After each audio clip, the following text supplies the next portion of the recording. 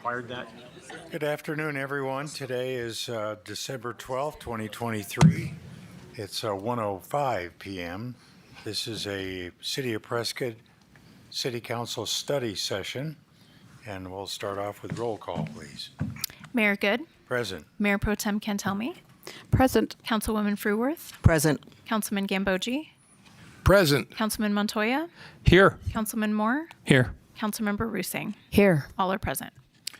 All right, we have one item on the agenda today for discussion. Presentation and discussion regarding community outreach and public participation plan for the Effluent Tank Pipeline and SR 89 Widening Project. Thank you, Mayor. Public Works did provide a presentation in June to this council and to the public about centralization of the wastewater treatment operations. And that part of that is to put in a new effluent main, which would go under State Route 89 through the Dells. Due to that project, the highway will also need to be resurfaced. And typically we look to try to think about all of the things you need to do at one time when you're doing a major project in order to avoid continuous disruption if you have to do multiple projects over multiple different years. So due to that, we thought that it would make some sense for the city to do a little bit of outreach with the community and to discuss some of the options for a potential complementary project to some of the centralization requirements that we have, but also related to bringing SR 89, that stretch of SR 89, into a 4-lane instead of a 2-lane road for that quarter-mile stretch. Staff did consider a number of objectives that they were looking at. That includes vehicle, pedestrian, and bicycle safety, current and future traffic counts, and what we expect to see on SR 89 going forward. Speed studies and environmental, what are the environmental impacts, all in kind of understanding that all of those things are important to this project. And knowing that it was very sensitive and a cherished area for our community, staff also wanted to do extensive outreach and take care to meet with various stakeholders in the community and discuss some of their input and receive input about their thoughts on that. So today we have staff here to provide the council and the public with information and some of the results that were received from the online survey and the multiple public outreach meetings that have been held. So this has been over the last 5 to 6 months, I believe. We've been working through that and meeting with a number of stakeholders. So with that, I'm going to turn it over to our Public Works Director, Gwen Rowich, our Capital Program Manager, Tim Sherwood, and our Transportation Manager, Ian Mattingly, to share the results and some next steps. All right. Good afternoon, Mayor and Council. Can you hear me okay? No? Speak louder. I'll try to speak louder. I need my notes. All right. So we're going to give you a short presentation, just sort of an overview, recap of the project. We're going to talk about some of the objectives of the project. We're also going to talk about centralization, potential widening in traffic. We'll go through the results of the survey, as well as explain the extensive public outreach that we did on this project. We'll also go over some of the written responses, and then we'll talk about next steps. So why are we doing this project? Well, we've been pretty consistent in the messaging that the reason we're doing this project is to continue along our centralization goal.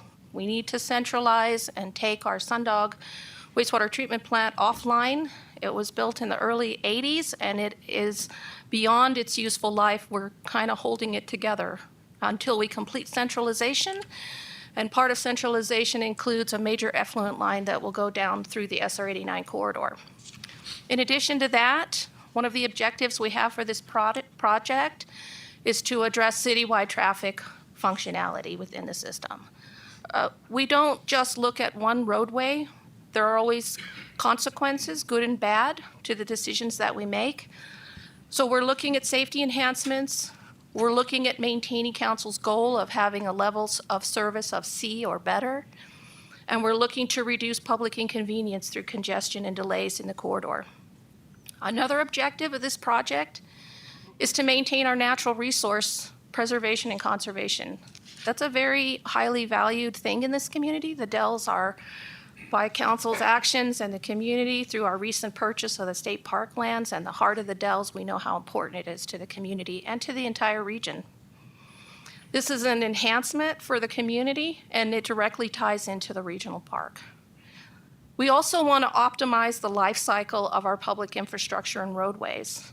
We have a fiduciary responsibility to maximize the life cycle of every piece of infrastructure and asset that we own to get its most useful life that we can. The city created a virtual meeting room when we started this project. It's at www.sr89improvements.com in order to maintain transparency of this project.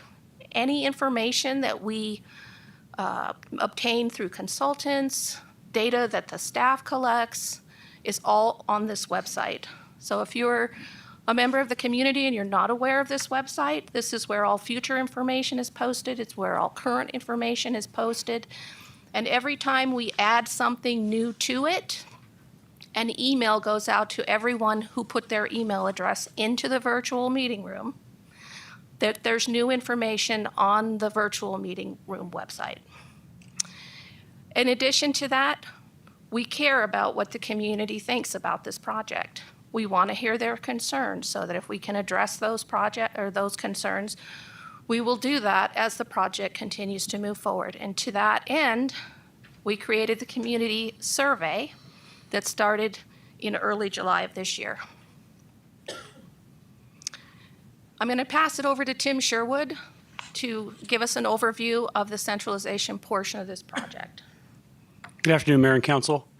So we'll talk a little bit about the utilities that are currently in the corridor. In 2017, one of the first legs of the centralization project was installing a new 18-inch force main from the existing Sundog treatment plant. A new lift station was installed, and it was run along the east side of SR 89 up to Lillian Lane, where it terminates there and ties into the gravity main that's on the west side of the highway in that corridor.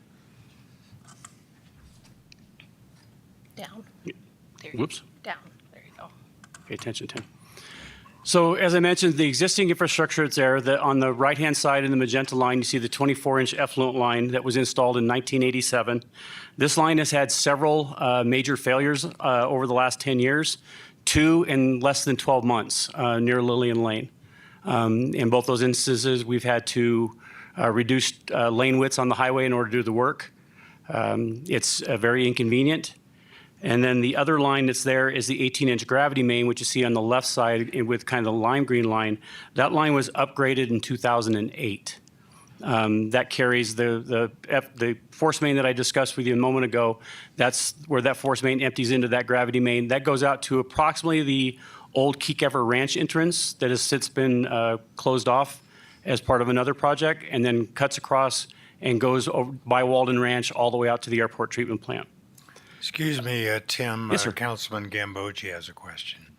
Tim, as I see the color coding, the 18-inch gravity line is on the left, the 24-inch effluent is on the right, and the future effluent line would go down the middle?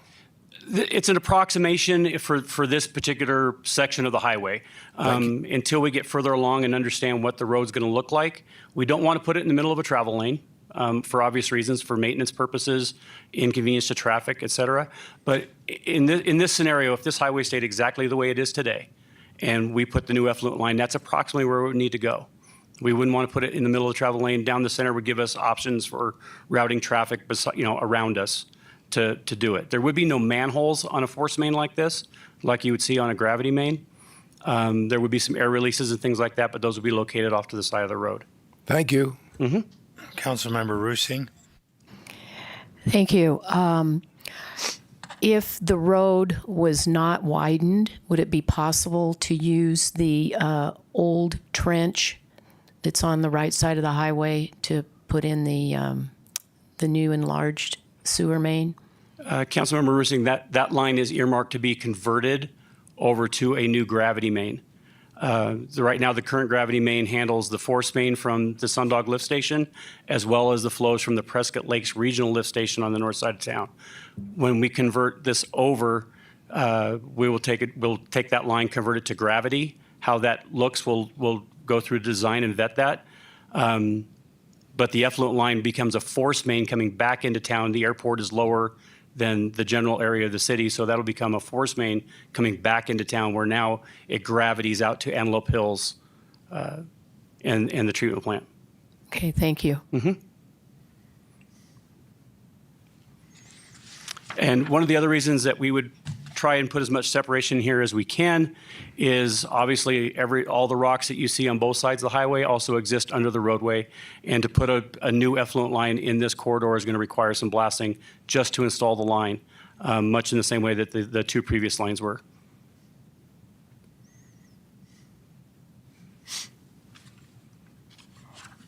I'm good. Okay. Mayor? I think she wants to ask a question. Councilmember Fruworth.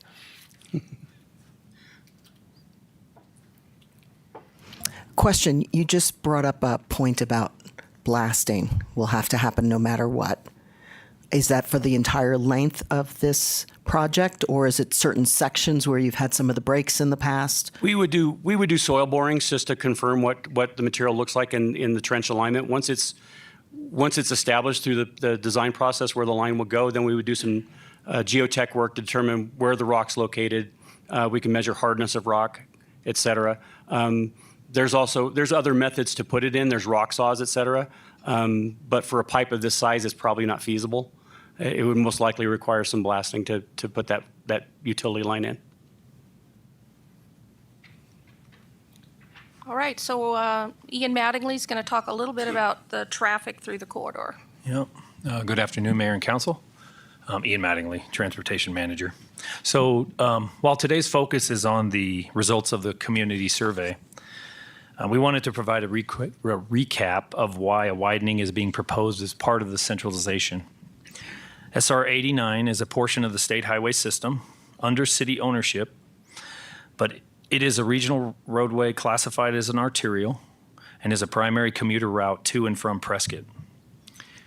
As we've stated before, it's the last stretch of a approximately 17-mile length of SR 89 between 69 and Road 3 North in Chino Valley to be widened. It was identified in the Central Yavapai Metropolitan Planning Organization, CYMPO, Regional Transportation Plan as the highest priority widening project in the region. Its widening was anticipated by the Arizona Department of Transportation when they owned it, and they had right-of-way acquired to reserve that to allow that to occur. It is the last leg of the highway, as I said, and the reason it hasn't been widened is precisely because of the complexity of the project and the public interest that ADOT knew at the time would be surrounding this project, and the impact that the Dells and just the feeling of the community towards the Dells has. It wasn't because it wasn't needed. We since took ownership, and so now it's rests with the city. SR 89 is one of only 3 north-south routes into Prescott. The others being Williamson Valley on the left side of the map, Willow Creek Road in the center, and then you can see this section highlighted through the green Dells area. Alternative routes have been mentioned by some as a way to avoid a widening through the Dells. However, existing development, geographic features, and similar environmental concerns limit these options. Additionally, recent land acquisitions in the Dells and the Glassford Hill area limit any future north-south roadways in that area to the in the kind of right side of the map between Prescott Valley and Prescott. You know, Ian, doesn't the East Prescott Highway eventually going to connect north-south? Yes, I believe is that shown as PV, west of Glassford Hill Road so that would be east of Glassford Hill and then west of Glassford Hill Road. They do have plans, I think, in their regional transportation plan to include a new north-south connector in the PV region. That wouldn't really help. So that hasn't been analyzed as far as being able to provide some relief of capacity challenges? I can't say that it has. Obviously, we haven't done a traffic study. You know, the things that I've shared in the previous meeting and here are just preliminary findings and kind of results of studies that we have done. We'll find more in next steps about what will be done. But the regional transportation plan takes into account roadway planning for the region, which includes us and it includes Prescott Valley. So what does the data say? As you can see on the table to the right, and this is similar, this is the same table, slightly changed following our first meeting with you, and we presented this at the community meetings. Based on our 2021 and 2023 volumes, the roadway is currently experiencing a level of service in the C to D range, depending on the day and the season. Projections show that volumes will continue to grow, and without it, congestion and backup will increase. Based on the current volumes, at a very low growth rate determined by the SIMPO Regional Transportation Plan, by 2030, the roadway will be operating at a level of service D and E/E, and by 2045, an E/F. As the city approaches a centralization project, staff attempts to provide the infrastructure, including the roadway, in a manner that will provide the desired level of service and so that it can last its useful life.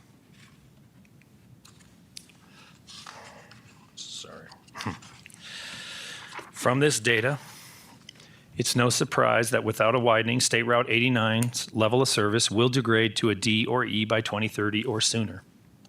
This will come through regional growth in the area, with development of planned parks and other areas surrounding the Dells, possibly moving this timeline up. Without widening, both State Route 89 and Willow Creek, through congestion rerouting, will degrade to a level of service F by 2045. A widening would provide an immediate improvement of the level of service from the current C or DC range to an A, which would remain for the foreseeable future. The widening is consistent with the goal, a council goal, of maintaining a transportation system with a level of service of C or better. As part of the traffic review, we've done this previously, staff looked at collisions over the 8 years between 2015 and 2024. In previous discussions with you and at public meetings, 54 collisions were shown, broken down by cause. So this is a different map, but in the other information, we provided it by, for instance, speed-related, failure to keep in proper lane, failure to yield. This collision heat map provides additional information on the crashes, which we now have a total of 51 shown and are described by the type of collision. These are the same collisions. They're just by type now. Several were removed as people at the meetings and just other input. Those locations were on the ends of the corridor, primarily in the roundabout locations, and didn't seem relevant to a discussion about safety in the project area. This information shows visually where most crashes occur.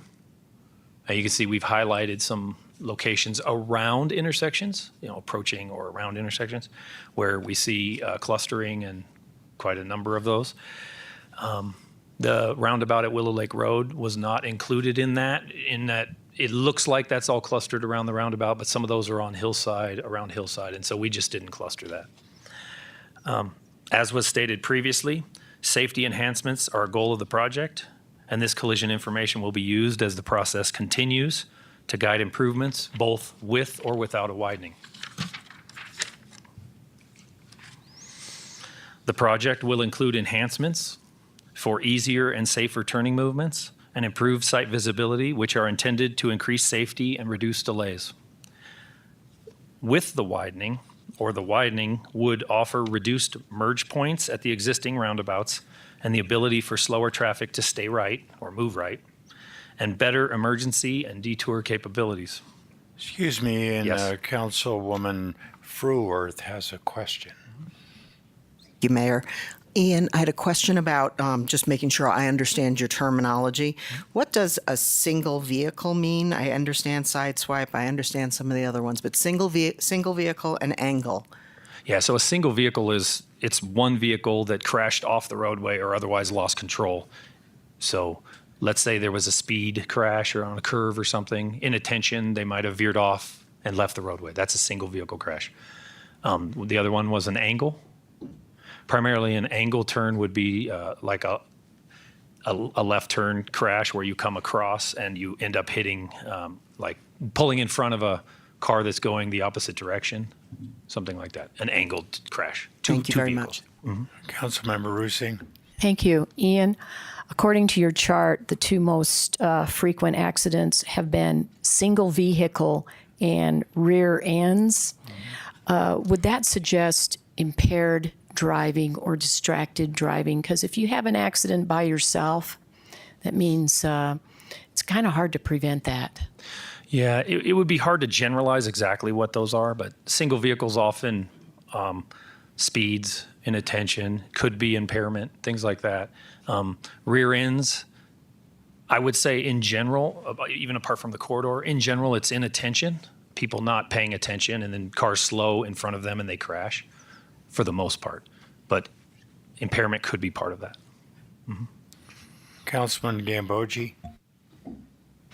Ian, just for comparison, could you compare this to Willow Creek in terms of level of service and accidents on Willow Creek? So, two different things there. Level of service comparison of the roadway. I would say that obviously Willow Creek is a 4-lane road, 5-lane with auxiliary lanes, but the traffic volumes out there are going to be in the mid 25,000 to 30,000 range. Here we're still around 20,000. Level of service is about the same, honestly, because of the additional lanes. I think on Willow Creek Road, we're likely like a B, something like that. Crashes, I don't have a comparison of the crashes right now. We have approximately 800 to 850 crashes citywide per year. This is a 8-year period. So we had 54 total, but we discounted some of those. So on this corridor, we had 51 in that amount of time. So if you were to take an average per the year, what is that going to give you? Just 6.5 crashes per year, something like that on the corridor. Willow Creek Road would have similar intersection-related crash clustering, but I don't have that information for you. We haven't done a detailed analysis because we gave you preliminary information. When we get into the details of what the roadway improvements should be like, that's where a traffic study and those specifics come out. Thank you. Yeah.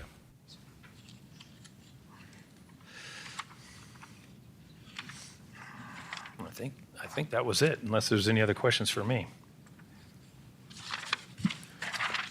I have another question, Ian. Do you know exactly, or at least with a certain amount of reliability, what the commuters use this route for? Where do they end up? So in general, in our regional transportation plan, we, if you look at what's happening north and south into Prescott, you have approximately, so the Chino traffic, about half goes into Prescott, but we usually use the 33% kind of rule, but you've basically got 33% will come from the Prescott Valley, 33% from the Chino area, and then there's other traffic that's joined in there, maybe from So are they heading into the Prescott core to work for government or the hospital? Because widening 89 doesn't solve that problem. I don't They're think gonna continue to use certainly the regional transportation plan does not have the data on exactly where people are going. For the purpose that they go there. We know that Prescott is it has the primary work for the employment center. It still serves as the primary employment center, but I can't tell you apart from that information where these people are going. I know that they are going to continue to come regardless of whether we widen or not, and that traffic will increase. But we haven't done a destination, origin study of this. I mean, I think it's difficult to come up with a solution to a problem you're not really clarified in what it is. If we're reaching capacity on that road, then what happens when you reach capacity? Everybody just has to go the speed limit, get in line, and make their way through the Narrows. Yeah, so one thing that the regional transportation plan does do is it sets forth zones of analysis. So it would have a region, in the region there would be these traffic analysis zones all through the city, and within them the zoning is programmed and the existing things that we know. That's all fed into the system, and we know, for instance, that we need so many lanes north and south into a community. I think at the regional transportation plan in the last one, it would say something like we need 10 lanes north and south into Prescott to maintain levels of service. So typically, if you don't widen there, then that traffic will continue to grow and it will have a need to go somewhere. If you don't provide those lanes there or somewhere else, you're right, traffic will just still continue to push through. It will just take longer, and the peak hours and the peak congestion will just stretch longer to get the same volumes through. But typically it doesn't look at, the individual, what will happen if this one closes. But if you program into the model in the next round that you don't do this widening, the model can funnel those cars somewhere else. And that's what's happening when I said that Willow Creek Road will go to an F, because there are projections where we don't widen. If you don't do these things, that one will continue to increase at a greater rate than it would if there were lanes available. Yeah, that's my primary concern, is that if you hit capacity and you can't move any more vehicles through the Narrows on 89, then the drivers will say, well, I'm going to take a Willow Creek and then maybe make a left on Willow Lake and do a roundabout kind of for my destination, continuing towards the VA or the mall or somewhere else. But, the biggest problem there is having enough capacity to handle that intersection. But if they're really traveling towards the city core for work or other reasons, they wouldn't be making that turn on Willow Creek and Willow Lake. Mm-hmm. They would, Because that's a really challenging, high volume intersection with a very short left turn lane. Yeah, I agree that if people are if they have destinations that are closer to the areas where South 89 serves, then unless Willow Creek south of Willow Lake becomes itself so congested, they won't likely divert back. They'll just continue to clog up Willow Creek. The study shows that. It says that if you don't do that, Willow Creek and these roads will go to a level of service F. If you make a change here, things do change. That's why one of the comments was we look at things regionally. If we treat, if you just look at that road in its own little box, you kind of negate what that's going to do to everyone else and the rest of the roadway system. So we just, the regional transportation plan allows us to look at it as a package, and it recommends that be widened for the good of the people on that roadway and the good of just the entire system. Councilwoman Cantelmi. Thank you, Mayor. Ian, when these traffic studies are done, Mayor Pro Tem. sorry about that. Not used to that yet. No, definitely not used to that. When these traffic studies are done, do they look into the future of the roads that are anticipated regionally in terms of the feeders that would come into 89? So if I'm turning off of Gurley onto 89, I can only think of one, possibly two, that would be new future feeder roads. And I read over in Prescott Valley about the Santa Fe Loop is eventually going to go through. Will that connect directly up to the roundabout in the Phippen area, or where is that going to connect up? Do you know? Yeah, the Santa Fe Loop is not going to connect there. The Phippen Trail, the roundabout at Phippen on 89 at the north end of this corridor, it Fippen Trail goes over and then it dead ends at the east end by Larry Caldwell. That is a planned future connection over to the Granite Dells Estates. And if you go over there, that road's stubbed, ready to go, and that's going to be a 5-lane arterial. Will that be a bridge?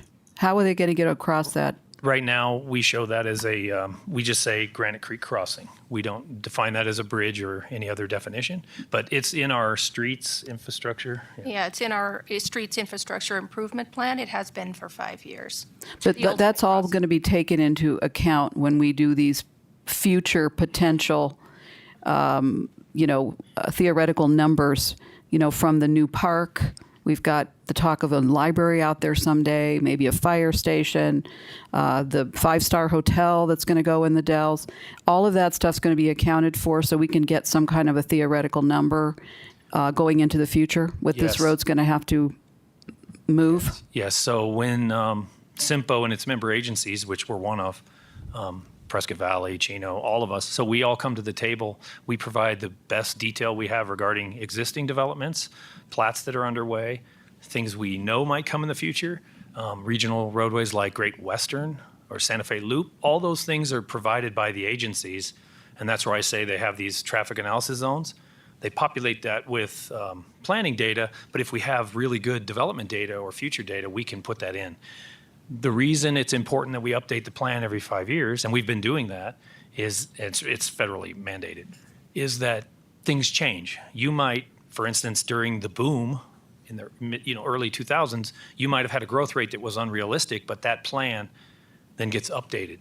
So yes, all those regional roadways and connections are considered, but we do update those to see, hey, if we were on a path like this with growth and those things don't occur and they had certain things we needed to do with our roadways, we can adjust, bring those back to reality, and then not build some of those roadways. That's one of the reasons why we feel like Great Western is a need, if you've heard of that. Most of you have heard of that. But that's a long-term need. 89, however, has come into the plan multiple times through multiple iterations. All the widenings that have occurred have been in the regional transportation plan, and they've been accomplished. This is the one piece that hasn't been done.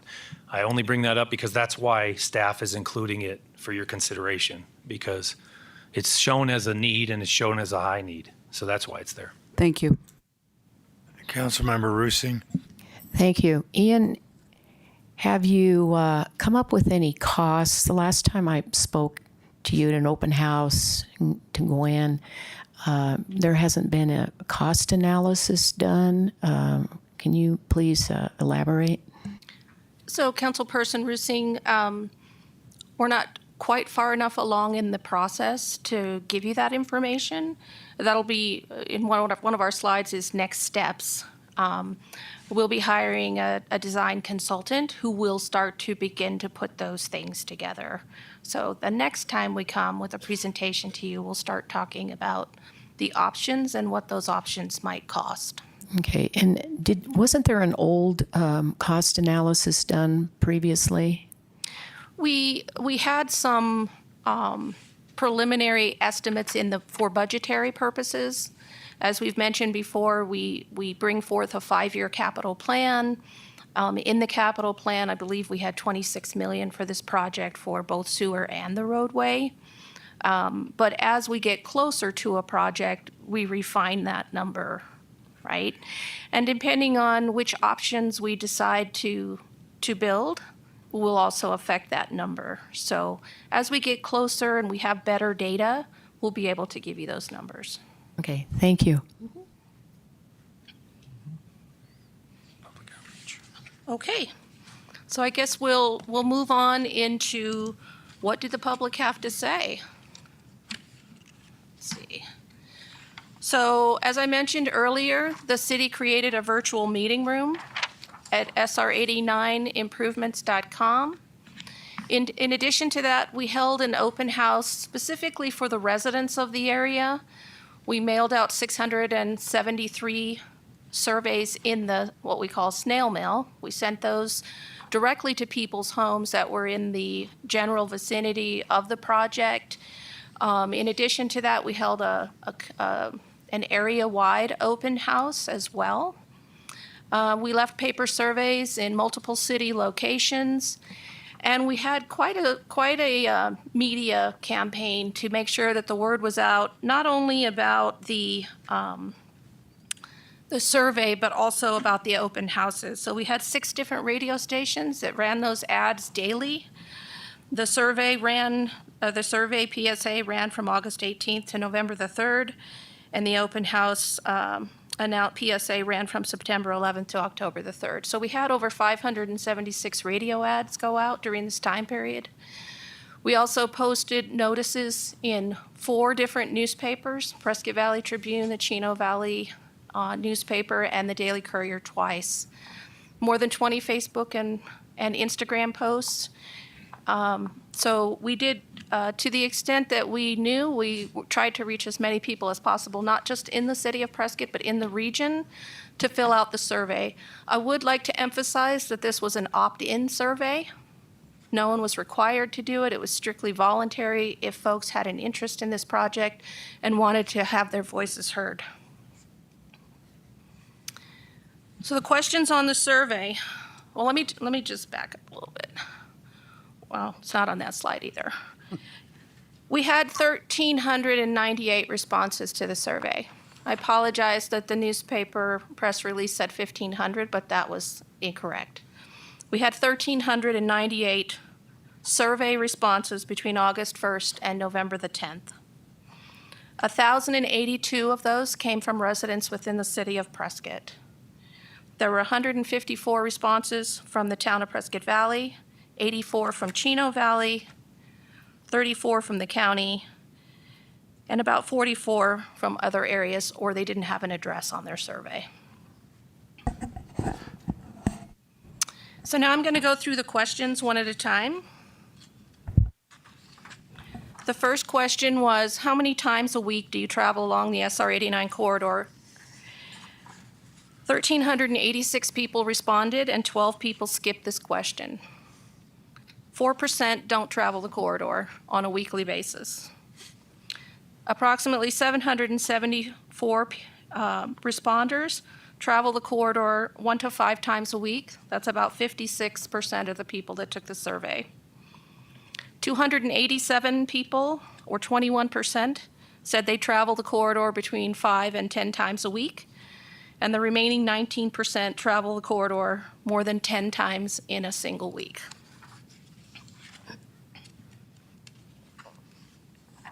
Oops.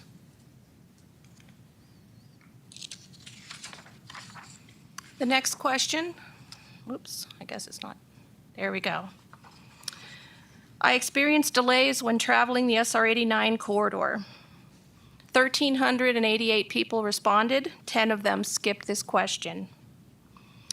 83 people strongly agreed, and 139 people agreed, for a total of 222 people, or 16%, agreed that they do experience delays along the corridor.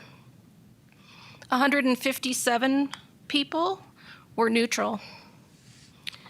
425 disagreed, and 584 strongly disagreed, indicating that 73% of those that were surveyed disagreed that there are any delays when traveling through the corridor. And this would be consistent with what we're seeing today, as delays occur mainly around peak hours and special events or accidents, and the roadway is still operating at a level of service of C.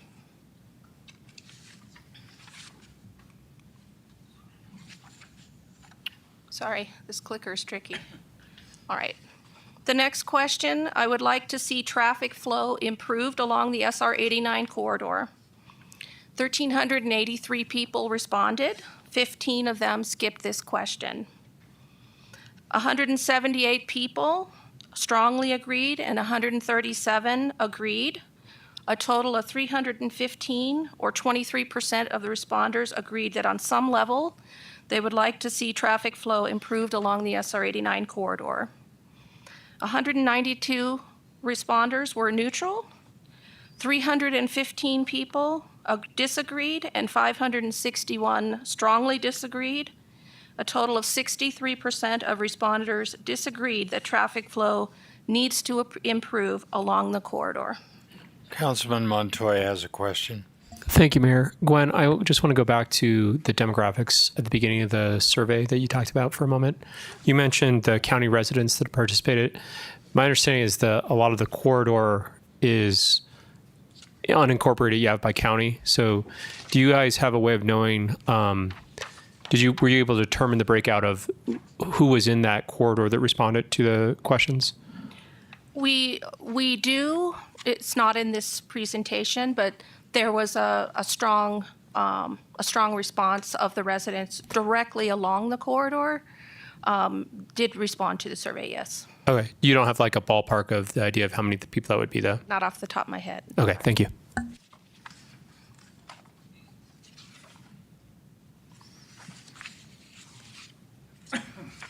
All right. The next question. I would like to see reduced speed along the SR 89 corridor. 1,386 people responded to this question and 12 people skipped this question. 151 strongly agreed, 236 agreed. In total, 28% of the responders wanted to see speeds reduced. 327 responders were neutral on the issue of speeding through the corridor.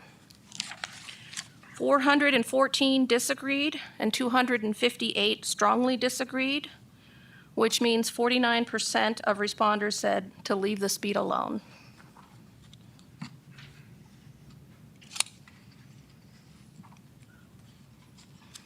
I would like to see bike lanes along the SR 89 corridor.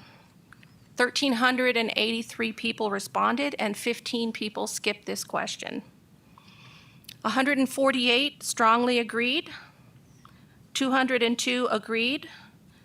25% of the responders would like to see an accommodation for bike lanes through the corridor. 378 responders remained neutral. 314 disagreed and 341 strongly disagreed, for a total of 46% of responders that do not want bike lanes in this corridor.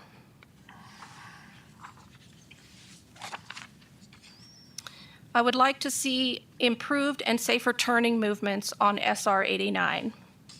1,382 people responded, 16 people skipped this question. 188 strongly agreed, 330 agreed.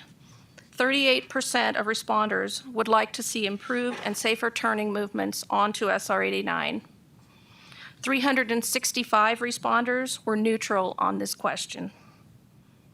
289 disagreed and 210 strongly disagreed. 36% of responders do not want to see improved or safer turning movements onto Highway 69.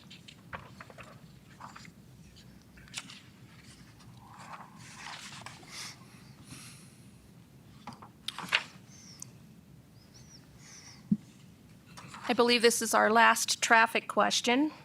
I would like to see controlled intersections installed at these locations along SR 89. So I think this question may have been difficult for people to understand, or they didn't know the locations of the intersections that we were referring to, as only 424 people responded to this question and 974 people skipped this question. That means 70% of the people who took the survey did not answer this question.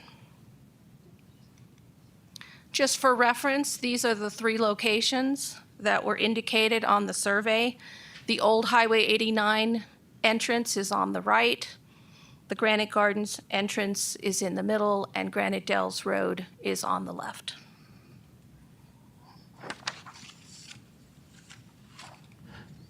Mayor. Councilman Montoya. Thank you. Gwen, can I ask a question on that question, going back to the last one? Was there a none of the above on that option, or was it you had to pick one of the 3? They could pick one or more. Okay, but there was no option that said none of the above. Not on none of the questions was there an option for none of the above. Got it. Okay, I was just curious. Thank you.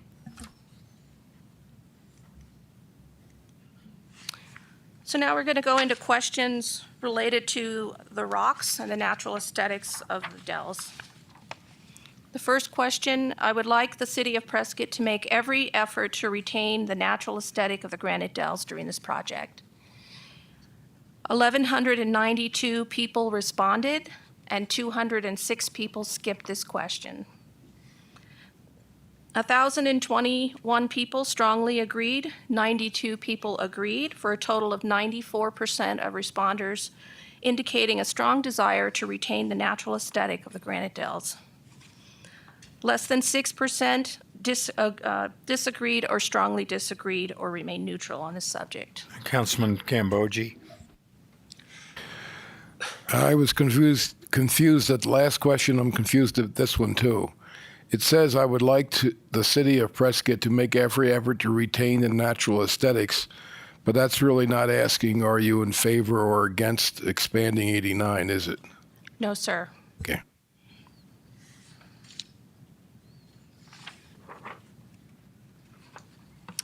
The next question, improvements within the SR 89 corridor will require the removal and/or replacement of some rocks. I would like any rocks displaced by this improvement project to be relocated within the Granite Dells open space area. 1,152 people responded to this question. 248 of them skipped this question. 570 people strongly agreed. 183 people agreed, for a total of 66% of responders said that if rocks are removed, they would like to see any displaced rocks relocated within the open space areas of the Granite Dells. 279 people remained neutral on this question. 34 people disagreed and 84 people strongly disagreed, resulting in less than 10% of responders disagreeing on this question.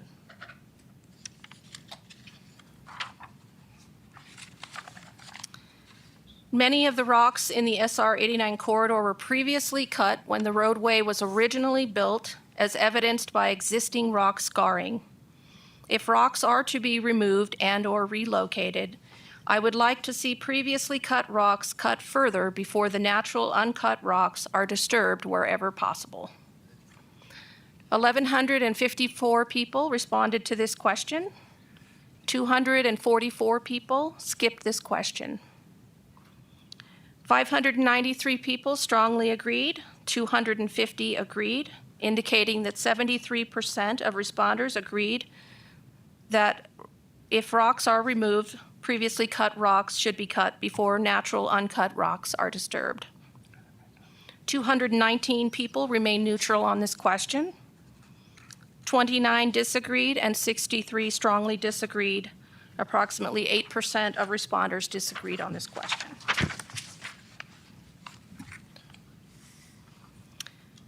Traffic flow and traffic safety is more important, less important, or equally important to the preservation along the SR 89 corridor within the Granite Dells. 1,189 people responded to this question. 209 people skipped this question. 128 or 11% of the responders said that traffic flow and safety is more important than preserving the SR 89 corridor, while 657 people, or 55% of responders, said that traffic flow and safety was less important than the preservation of rocks along the 89 corridor.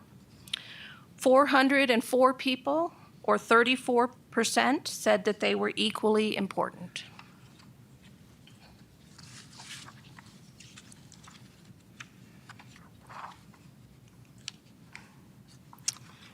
Next question, I would like to see signage related to recreational uses within the Granite Dells area added to the SR 89 corridor. 1,194 people responded to this question and 204 people skipped this question. 195 strongly agree, 321 agreed, indicating that 43% would like to see improved signage related to recreational uses within the SR 89 corridor. 393 people, or 33%, remain neutral on this question. 135 disagreed, and 150 strongly disagreed, resulting in 24% disagreeing for improved signage related to recreational uses along the corridor. That's the end of the question responses. There were two parts to the survey. One was related to traffic and one was related to natural aesthetics and the rocks. In each of those areas, the community had the opportunity to provide written comments. There was no limit to the amount of written comments that could be submitted. I will say that we have compiled those written comments verbatim, and they will be placed on the virtual meeting room site. Anyone can read them. There are no names or addresses associated with them. But every single written comment that we received on the survey is there if the public would like to read them. If they have an email in, they'll get a notification soon that that information is up on the virtual meeting room for them to read it. This pie chart is a representation of us trying to identify similar comments within those hundreds of comments that we received. 29% or 405 of the surveys made comments about preserving the natural beauty of the Granite Dells. 391 surveys or 28% addressing the infrastructure only and not widening the roadway within the Dells. 210 surveyors, or 15%, made comment that widening is not needed. There is minimal current traffic. Councilmember Rusing, you had a question? Yes, I'd just like to comment that these survey questions, there was a large amount of neither agree nor disagree. The yellow bar was very impressive, so that to me translates into a group of people that just want to leave it alone. And that's why they said neither agree or disagree. And also I have a question, since this road is owned by the city, but serves the county residents through egress and ingress, have we looked into possibly asking the county for some financial assistance?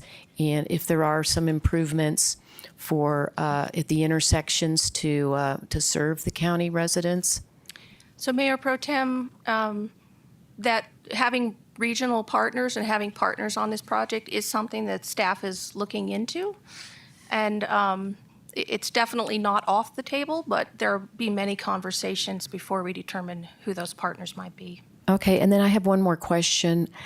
Is there anyone along the Narrows or along this stretch of road that is, even though they're in the county, are they hooked up to the sewer system? For example, Granite Gates, the retirement home, is anyone hooked up to the sewer? Councilmember Rusing, I'm not sure off the top of my head. That is primarily what we call a trunk main or a transmission main carrying large volumes through that corridor. There is no water main through this corridor at this time. Water needs are met on both the north end and south end. I could check into that and get back to you, though. All righty, thank you. All right, 84%, or I'm sorry, 84 responders or 6% made comment about widening the road to plan for the future. 70 people or 5% made comments regarding lowering the speed limit. 56 responders or 4% made comments to add controlled intersections. 42 responders or 3% made comments related to expanding the road for safety. 14 responders or 1% made comments related to improved sight lines. 42 people or 3% made comments related to merge lanes. And 42 or 3% add fixed or widened alternative routes. There was a miscellaneous category. We heard some comments about installing a double-decked road. We heard comments about, and these are their words, not mine, a suicide flex lane, a bridge over the Dells, to close Granite Gardens and the trailhead, and there were comments related to going back to the old Highway 89 alignment through Granite Dells Parkway. So these were just some kind of outlier comments that we received. Again, this is only a summary of the comments we received. Anyone that wants to read them specifically for themselves can do that on our virtual meeting room. Mayor Pro Tem. Thank you, Mayor. Tim, going back to that other comment that you just made, just to clarify, nobody along either side will be able to tap into this, correct? This is mostly just a transfer? Not at this time, and I'm thinking back because I was looking at our GIS earlier today, and I'm fairly certain there is a connection at Granite Gate Resort. I remember seeing a manhole and some lines going east and west versus north and south. So I'm almost certain, and like I said, I will follow up and get back to you. But like I said, it is a trunk main through that corridor, and the properties are located off the roadway. So you can imagine if you're looking at a tall rock face between your home and the highway connecting to sewer, could be very difficult. Yeah, I have been contacted by two people that are not currently, I think they have septics and would like to be able to hook into that line at some point in the future. I don't know. So that will not be considered? Yeah, and we could look at what the options may or may not be. Like I said, once you get outside of the right of way, you're in county maintained roads and you're not in the city limits any longer. So we can look at what options there may be there. Like I said, I recall looking at GIS earlier and seeing and recalling the line that runs towards the Granite Gate Resort. What it does inside the resort, I'm not positive. I think those homes are on sewer because that's a fairly recent subdivision.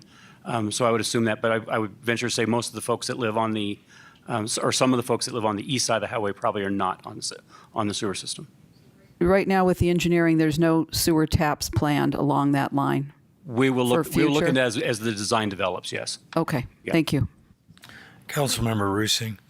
So people that are already hooked up to the sewer will, after the improvements are made, will continue to be hooked up to the sewer, correct? Absolutely. Okay, thank you.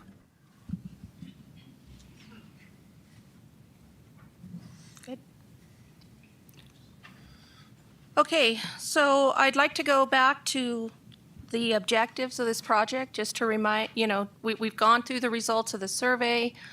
I'd like to go back to the objectives, and I'd like to tie those back to council's strategic goals. These objectives, as they stand, meet council's objectives and their strategic plan.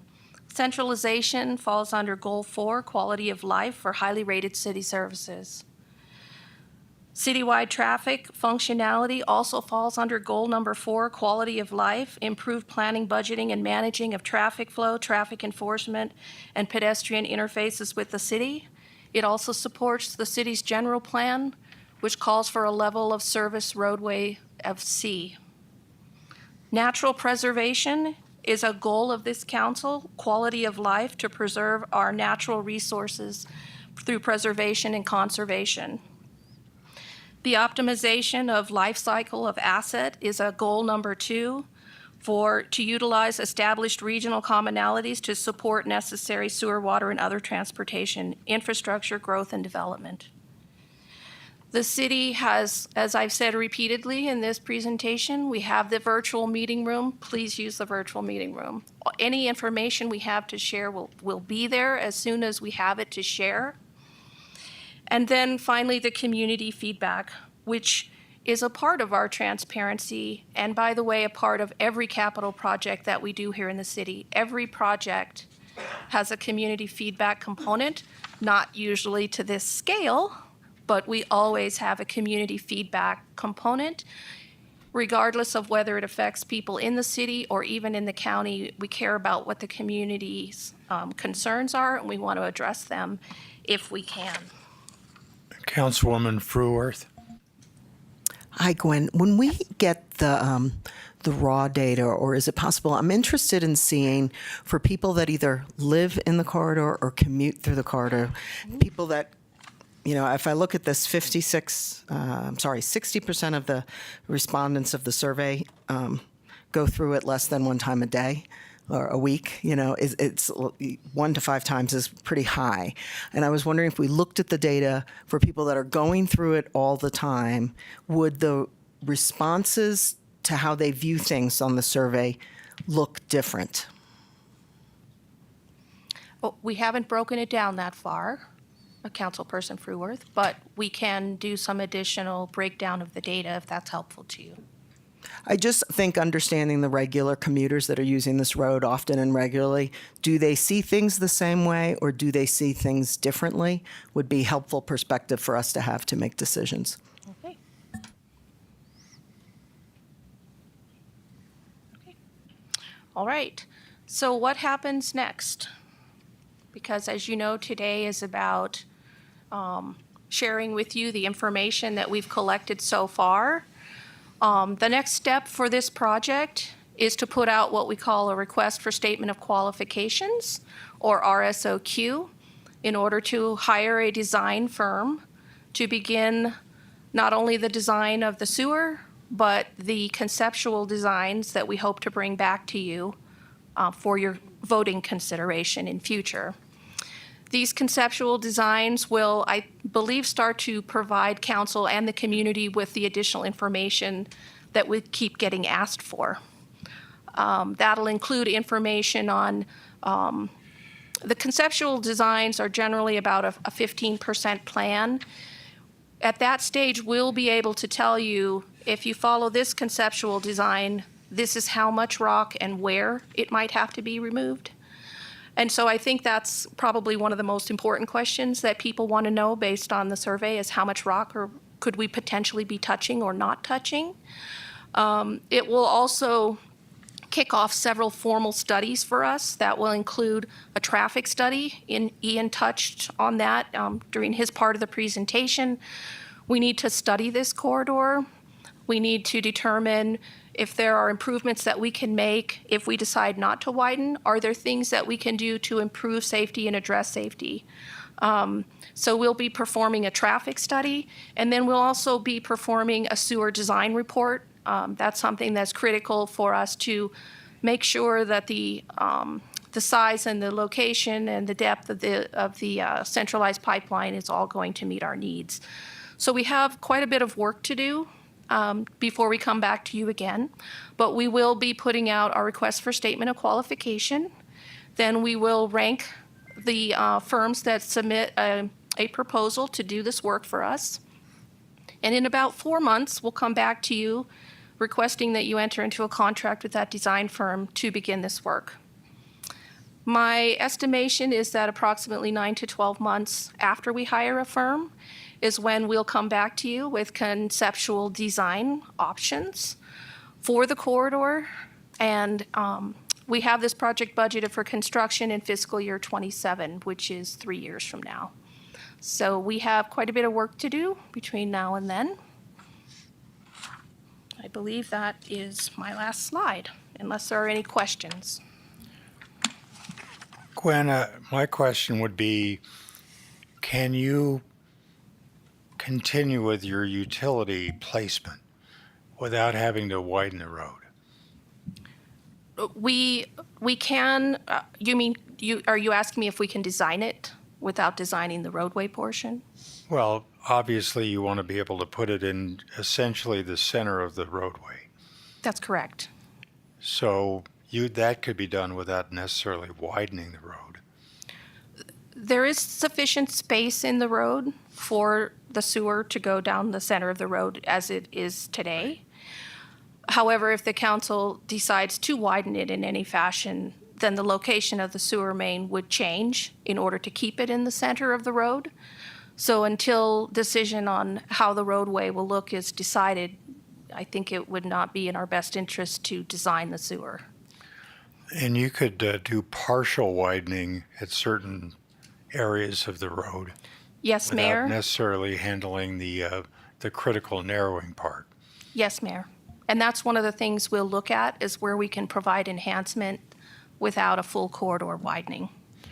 Yeah, I just find it difficult to be able to support it if we really don't know who the primary users are, where they go, why they go there, And if it doesn't get widened, would they be impacted in the future, especially when we're in the process of trying to make the movement of vehicles down Willow Creek Road more efficient with our synchronization and our image detection technology that we put in place there?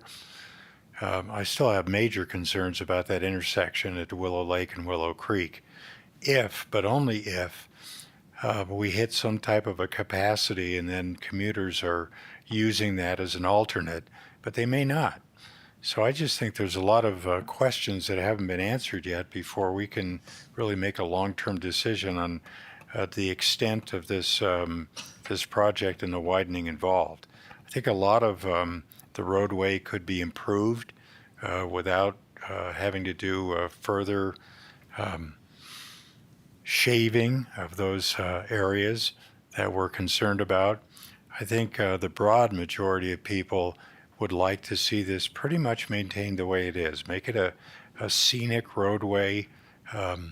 People just have to take their time for a couple of miles until it opens up, and then they can proceed at a faster pace.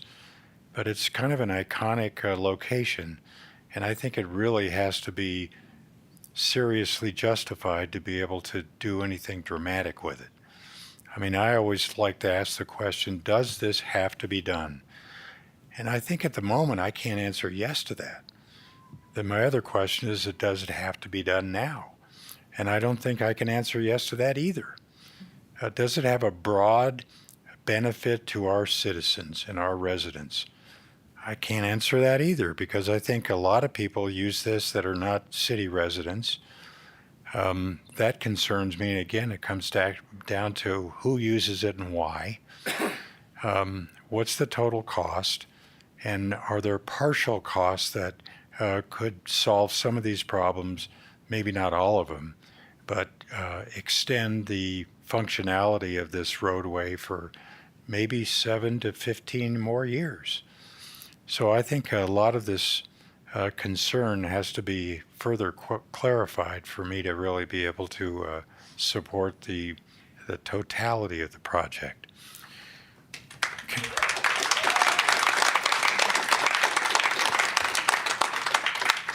Councilwoman Fruworth.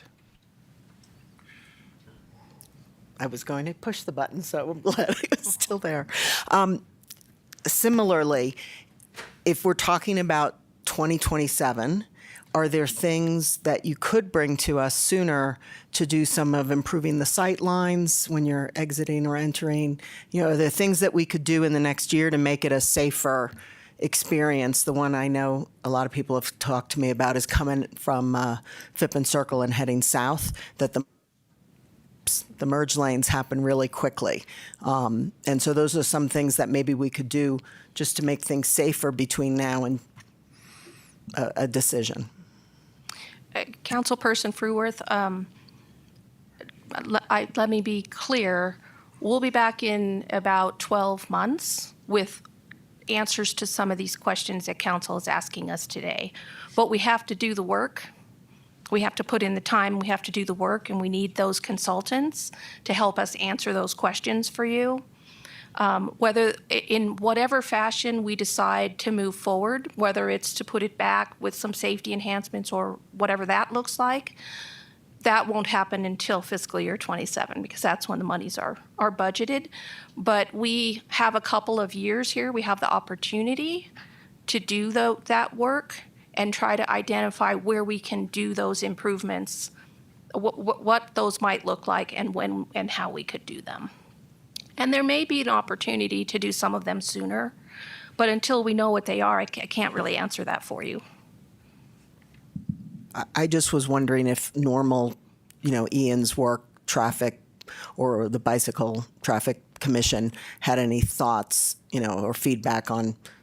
I know every time I try and get out of some of the intersections, I can't see around the bushes. So those are the things that I was looking for as kind of low-hanging fruit to make things safer. Okay.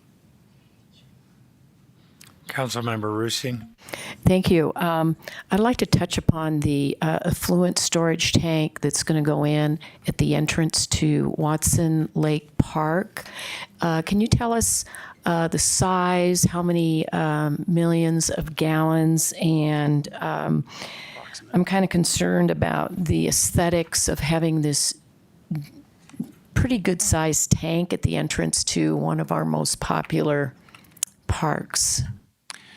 Right now, the estimates that we have would be approaching about 1 million gallons. That being said, there's a city-owned parcel that's there. It's kind of tucked back in behind some rocks, and the idea would be to set that tank as low as possible and bury it.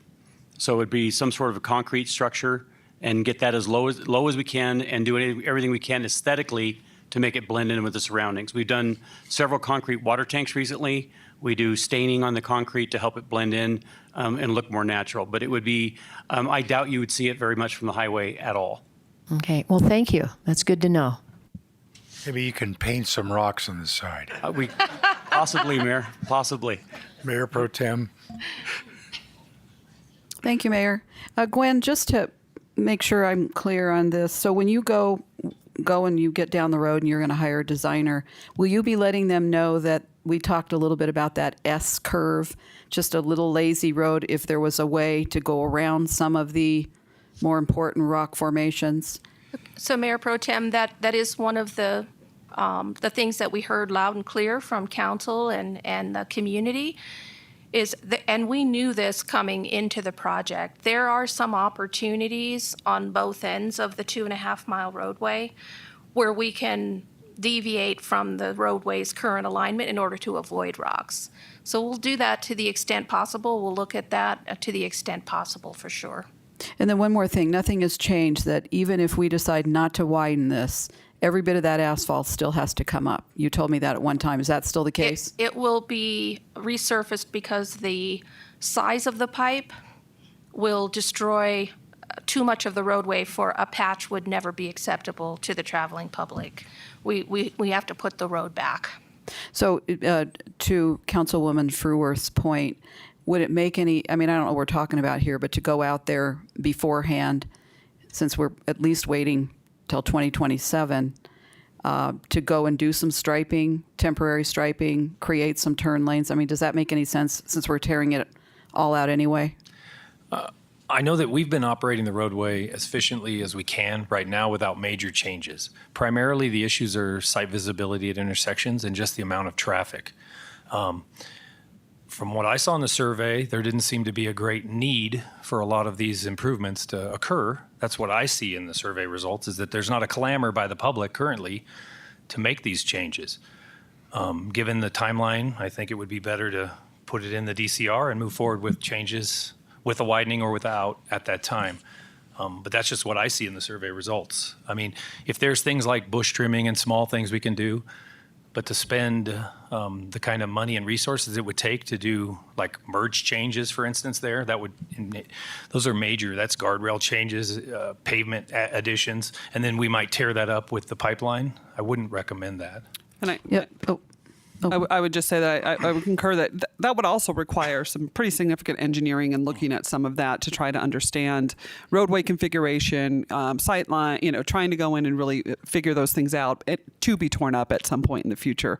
Right. But I think that regardless of, at least my understanding is that regardless of the whether or not we do any widening, we are going to be looking at safety improvements through the whole corridor as part of the overall project anyway. So, we're going to be focused on safety. That's one of our key objectives for this project. And then, Tim, one last thing. You told me at one time, do we now own all of the easements that we need in that 2.5 miles? The right of way through that entire corridor till just a little bit north of the old SR 89 interchange is 150 feet wide from Willow Lake Road all the way to that point. Then it narrows down to 100 feet in this area that you're looking at right now. There is ample right of way there. There's no a majority of the buildings and structures there are not encroaching in the right of way. In the areas where there are some encroachments, the right of way is wide enough we can. As you mentioned earlier, we can manipulate the road a little bit to kind of avoid any intrusions on private property. Yeah, because that particular spot right there, as you see, there's no rocks on either side. I was just curious again, anxious to find out how many linear feet, if you will, of if we had to alter those rocks, if this thing goes through, is actually going to be involved in this. Because do you know how much roughly that is? Is that at least a mile? Close. The narrowest portion of the corridor is just a little over a quarter mile long. And just after you pass the Acosa exit, or that general area, down to where Granite Gate Resort is, that's where it narrows down.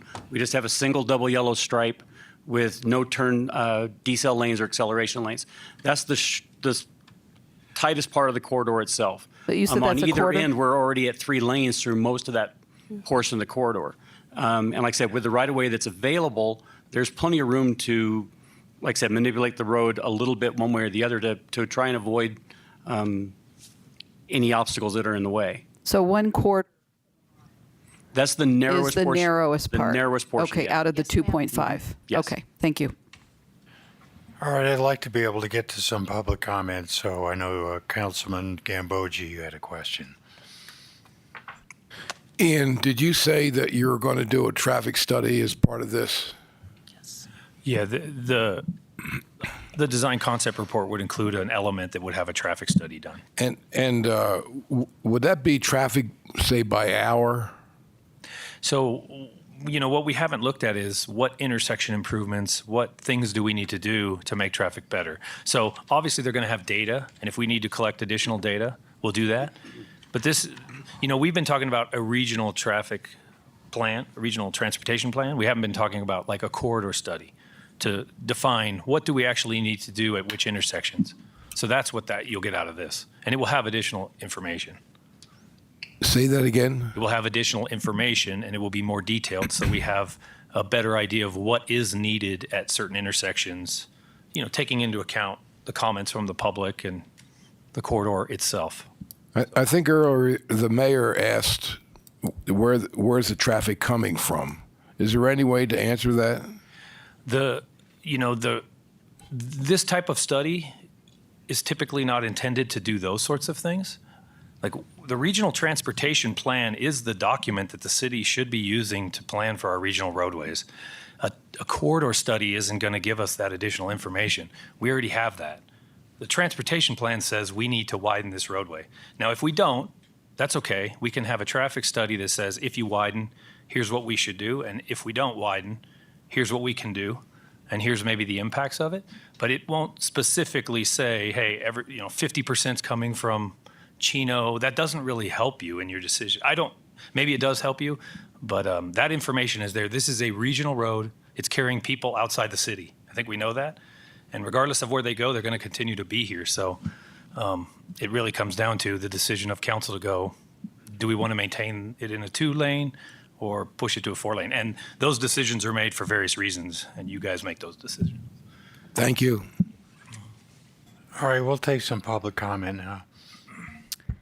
Deb Christensen. Hi, good afternoon. I'm Deb Christensen, and I work with the Prescott Police Department as a volunteer, as a citizen on patrol. So I see a lot of things happening on these roads in Prescott. I moved here about 12 years ago, and one of the reasons I moved to Prescott was because it was a slower pace, and there wasn't the congestion and the natural beauty. It has changed in the last 12 years. It's changed because there's a lot of increased building going on, and there's a lot of construction. You asked as far as who drives these roads, and when I'm on duty, I see a lot of construction workers with trailers speeding, because I guess right now it's a suggestion and not a limit these days with traffic. I mean, people pass me, and I'm in a patrol car. And I'm giving them, I go about 5 miles an hour over the speed limit, and they're doing at least 10 miles an hour over the speed limit. So on my days when I'm not in a patrol car, I prefer to drive 89 as opposed to Willow Creek, even though Willow Creek has 4 lanes as opposed to the 2 lanes in 89, and there's much less traffic. I responded to more accidents because I don't know if you understand what the COPs do, because we're all seniors and we're all retired, but we are out there doing traffic control. When you have all these accidents, when you have fatalities, which there have been on Willow Creek, more so than 89. And so hopefully I'm making a point here that I truly like Prescott because I don't know if you're aware of this, but Disneyland copied a lot of the granite structures. I know that because my brother worked for the park for 10 years. Throughout the granite structures in Prescott. So that's pretty much it. Thanks. Barbara Jacobson.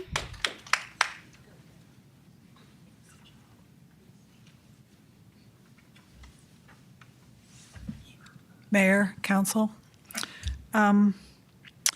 Blasting costs a lot. I know this is a preliminary report, but blasting costs a lot. When I had my house built in '94, if we were going to have to blast, I would have had to sell the lot. So you take the path of least resistance around rocks. You know what I mean. Rather than blast them. I think there's a great need for a lot more studies, as has been stated. We have to compare what happens when you add more lanes of traffic, such as what's happening on Willow Creek Road. This is interesting, but I appreciate Council Member Rusing's item about what types of accidents are happening too. That has to be looked at. You guys have a lot to look at. Driving through the other day, I was aware of and I'm aware of the need for egress in case of a disaster. We are going to have one of those one day, and we are going to need the egress. And I think, to me, that's the only pertinent point here. But as I drove through the narrow part, and there was traffic, and then I got to the roundabout, you do know that most people don't know how to drive around roundabouts, don't you? And you are not going to get 4 lanes going around sanely. Roundabouts are meant to slow traffic, and so they slow it. They slow it more than that narrow passageway does, if we call that narrow. So you're going to have to get rid of the roundabouts too. Just streamline it so people can get out of town fast if they need to. Anyway, I would hope that you don't spend. I love the survey. I think people responded with their hearts. I would hope you don't spend too much preliminary money studying, because this is city's money. Because you kind of already have the public response. Get a little data and decide. Thank you. Carter Labarge.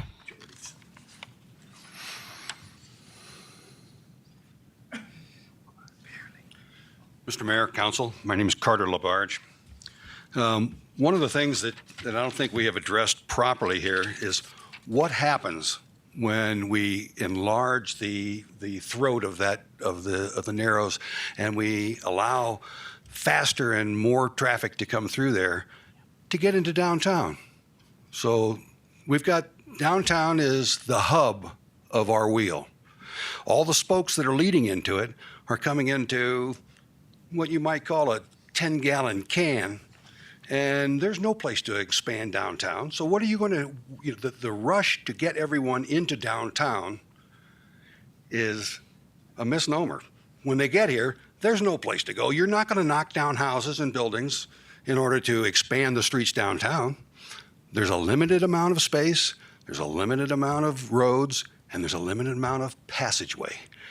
So let's just slow down and ease your pack. When you get to the narrows, enjoy them, because once you get past them, you're just going to be packed into the line of looking for a place to get downtown anyway. So that's the first thing. Your study on accidents. So it looks like 27 or over 50% of your accidents that have been accumulated over the last 5 years are from inattention.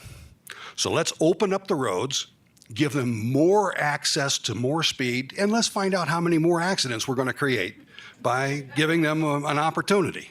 So let's think about that particular aspect. If we want to continue to reduce the opportunity for accidents, let's keep them slowed down. When they slow to the narrows, let's take a breath and enjoy Prescott as it's supposed to be.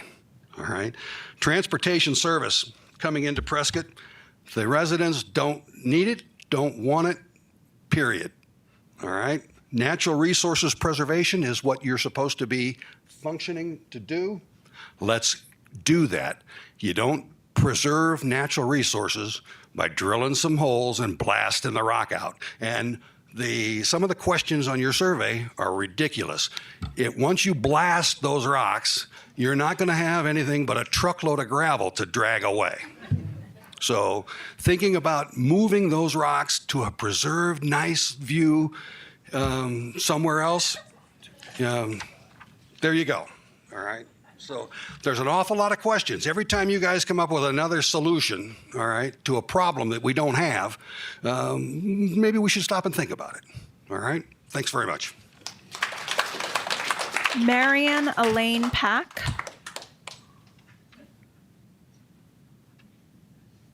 What was the name? Marion Elaine Pack.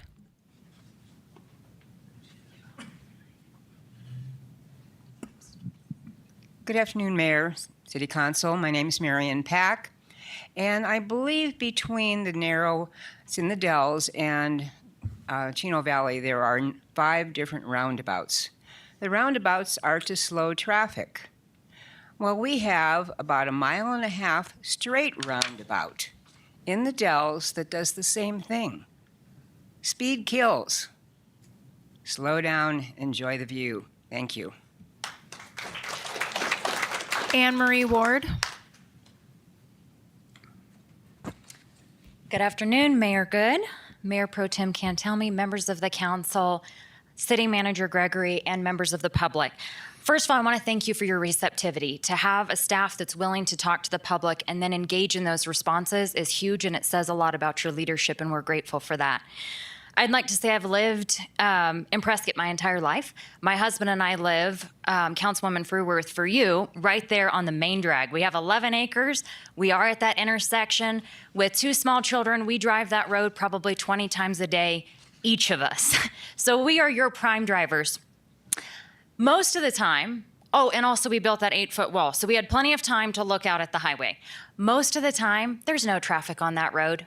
It's a trickle. I could go play in the road. I don't do that, but that's an option. It is so slow and dead. Now, when I take my kids to school or when I go for work meetings, there is traffic during those prime times. I never wait more than 90 seconds, which is the time of a stoplight. I have no problem waiting to turn on, and I will share with you that with the discussion in our community, with our neighbors, they feel the same way that I do. So this is not a need at all. You could see that by the surveys that were presented, and we were extremely disturbed to see that the data that was presented was cherry-picked. Obviously, by the traffic study that was presented and with Councilmember Rusing's comments about which accidents are actually relevant, that means there's about 2 to 3 accidents a year on this stretch of highway. With 800 a year in the city of Prescott, I think there's other areas of traffic that need to be looked at. Furthermore, look around this room. All the pictures in here are of the Granite Dells. That's ironic to me. So you're advertising, and we are so proud of this, and we have preserved it and saved it, and then we're considered blowing it up for a 5-lane expressway? That's insanity at its greatest. This is something that absolutely should be preserved. And finally, most of you I know that are sitting in front of us, you were elected because you were fiscal conservatives. We have watched, at least I watch online, the debates before you for many projects that would put the city way over its budget. This one, when it was originally presented, I believe the number was about 15 million. And that was a conservative number. We don't have that kind of money. And we are not the state of California. We are not going to write checks that citizens can't cash. We don't want our property taxes raised. We don't want sales tax raised. And we're looking at a potential recession. It's not the time, and this is not the place to put the resources. So my family and I ask you today to please consider to redirect your Public Works Department. When I look at the next steps on this screen, as a businesswoman, after watching just the remarks of the public and the actual data, where in 20 years there might be 2,000 more drivers, in 20 years, maybe 2,000, that's negligible at best. Redirect their efforts to something that is actually needed by the city, and don't waste any more of our taxpayer dollars on this project. please instead maybe direct their efforts to work with the great state of Arizona to make this a scenic highway. Make this a part of your council's legacy, where we can be proud to say that not only did we preserve, but we made this a destination for people to come that drives our ecotourism and brings more money to our city. Thank you for your time. Joanne Ohlers.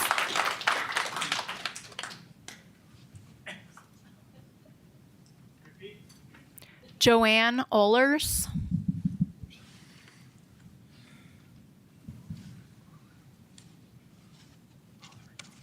Good afternoon, Mayor Good, council staff, and members of the public. I'm Joanne Ohlers. I live at 2911 East Granite Gardens Drive, which is right on the corridor of State Route 89. And just to address Mr. Sherwood, we are on city sewer and water right Thank there. you. Yeah. Thank you. Okay. So much good information, and so my remarks will be shorter because of the good input you've already received. But what we do see at stake here is what other communities, excuse the expression, salivate over: a slower, scenic roadway through hundreds of acres of public open space and parkland. The Granite Dells is something really special, and we must make sure it stays special. Let's have no more unsightly road cuts to welcome visitors and daily drivers. Save the Dells, as you might expect, opposes the widening of the iconic Dells Narrows, which is a uniquely important part of the Granite Dells experience.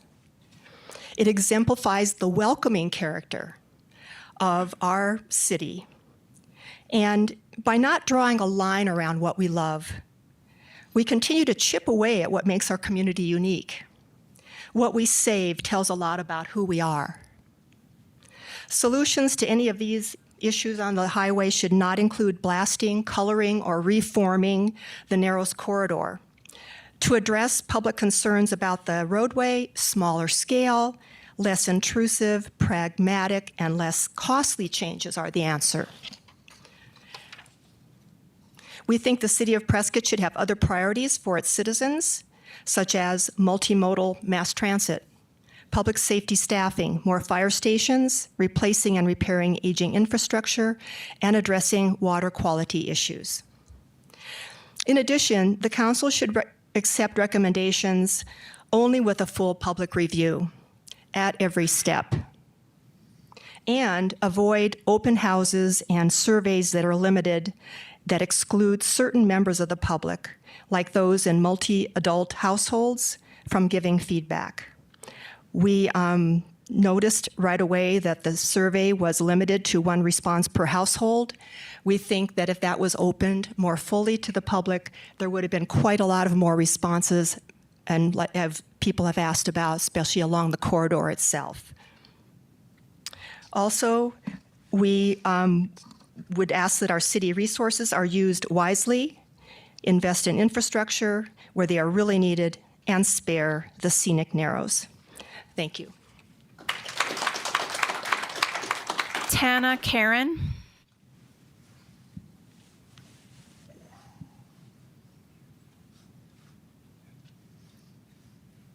Council, city staff, and general public, thank you.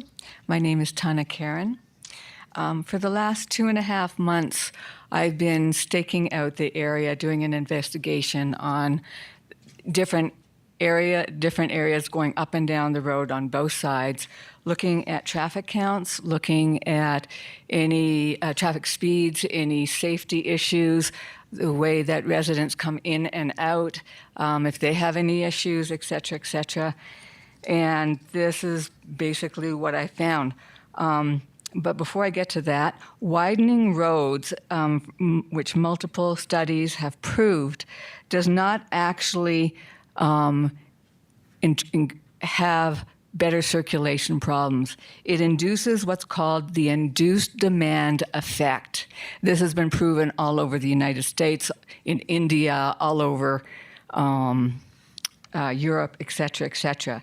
What it does do is it increases traffic, it increases speeding, It increases people doing superfluous demands. Oh, I forgot one item, I'll go back for that.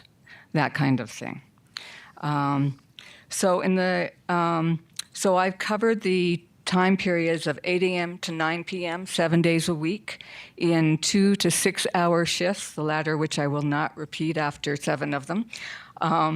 I've both counted the vehicles manually, timed residence entries and exits into SR 89, which the latter average about 5 to 43 seconds. The 43 seconds is up at rush hours. I did 3 times the amount of rush hour traffic studies than I did other studies. I did not do any in the middle of the night, as there is basically no traffic then, so it would be ridiculous. The south roundabout at Watson Lake is where the only circulation wait times occur. Vehicles, even at rush hour traffic, clear the roundabout usually within 35 seconds, and for the odd tow trailer trucks, which is about 1 per hour at rush hour, clears it in 45 seconds. The only exception is when there's a couple of rehab groups that go every day, and they take, depending on how many, if it's 10 to 15 to 20 in the group, they may take up to 45 or 60 seconds of crossing the road, and then the traffic flows again, but clears usually within 45 seconds. We've talked about the safety. There is no justification for widening the road for safety, especially since widening the road reduces safety and increases speeding. Resident wait times at Granite Gardens, Granite Dells, and Hillside are always under 45 seconds, usually within 5 to 43 seconds. And the larger amounts, of course, are again at rush hour. Willow Lake turns, like turning off Willow Lake or turning on Willow Lake, occur in 1 to every 10 to 20 vehicles. That doesn't seem to cause, any problem to the traffic flow. Timing it may take 3 more seconds and 5 more seconds, that's it. Speeding more than what everybody speeds all the time now, which is 15 to 25% currently. It's not the 85% rule of 1964 anymore. Is very rare. There is one speeder that I see every day driving a 1970s Camaro, painted 3 different colors and with multiple signs and everything else on it. I could be a Rain Man and describe to you the amazing things that I see driving down that road. Please conclude Stars and your stripes remarks. and everything else included. Backup. The only area on 89 that there is backup at any time is the light further down south at the Prescott Lakes Parkway. It is a timed light, and vehicles at rush hour may wait up to 2 or 3 lights. And there seems to be consistently a wait while nobody comes down the parkway, and everybody's waiting on 89 for no cars. Ms. because Karen, the can light you has please got them conclude your still remarks? stopped. Okay. Bicycles. The average is 1 bicycle per hour, and the most I saw was on Saturdays. There might be 3 in a morning. That's about it. Thank you so much. Thank you. Bonnie McMinn.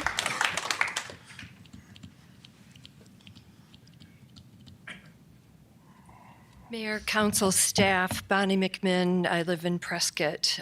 Lots of things have been said, so I don't want to repeat anything, but I did want to make a point about level of service. I've done some research on that, and also based on some of the information that SIMPO has provided.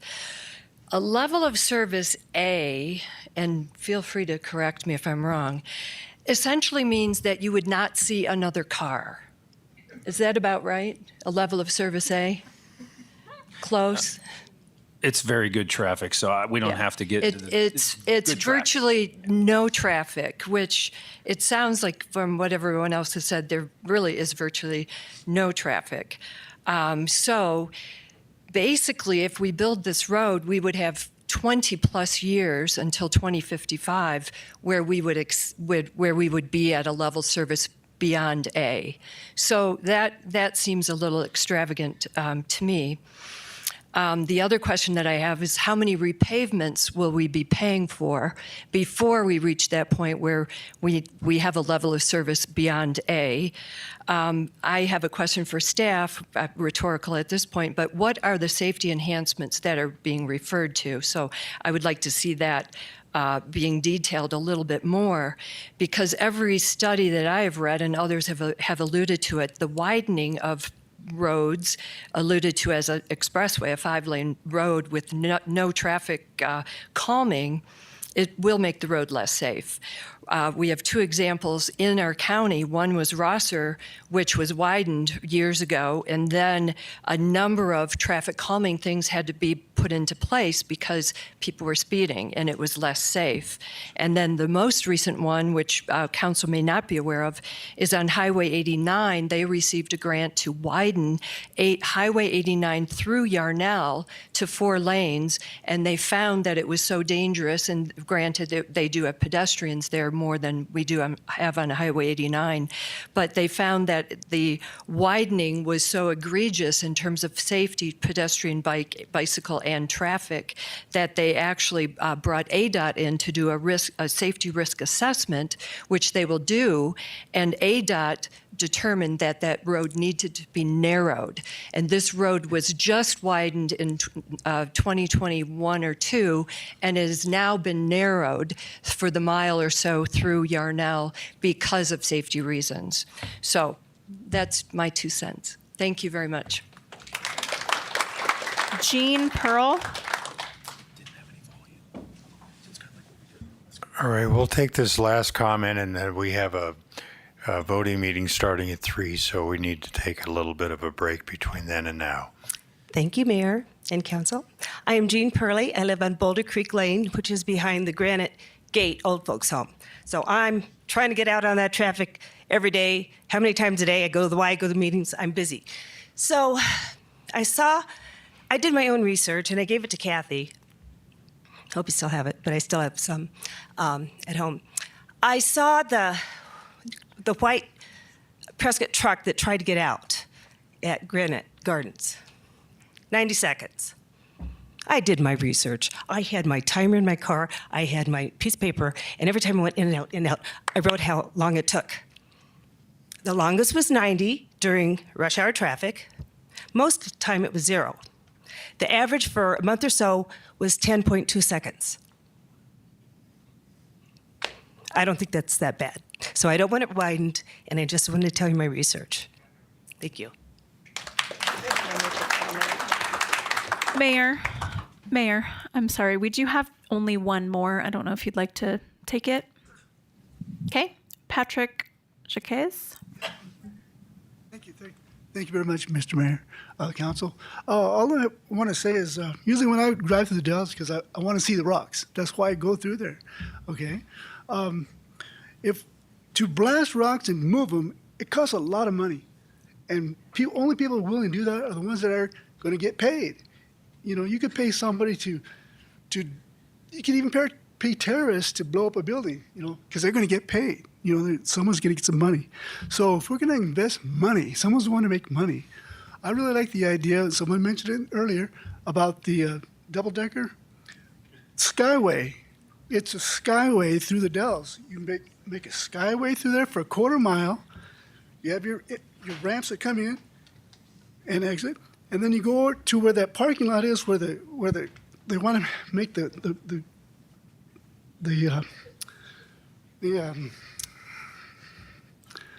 national park trails. Well, then you can have ramps go onto there, people can go there, and then people can go back on the highway once they go through the Dells. They can go back on the road down there and go to Chino, where they want to. But it would make the experience even grander because you would have a bird's eye view of the Dells. You'd be up on high. The road can be as wide as you want to make it. and you could see everything. And people would go up there, and the traffic would go zoom, and it would just go real slow, and then it would zoom down. It'd be beautiful, and that would be the best way we could invest our money, because people would come from everywhere just to drive on that, just to see it. It would bring money in to the community, and it would be the best way to spend our money, rather than blasting the rocks and hauling them off. That's all I got to say. Thank you. Skyway. That's the key word right there. Well, I appreciate your attendance and your interest. Obviously, there's a lot more work that has to be done to analyze this and then figure out what, if any, additional improvements will be made. Obviously, we do have the need for the utility and sewer improvements in that area. So that's pretty much of a understood requirement. So more work needs to be done, and then we'll figure out exactly what partial or maybe minimal improvements that are really necessary, what our costs are, and how we're going to plan for this in the future.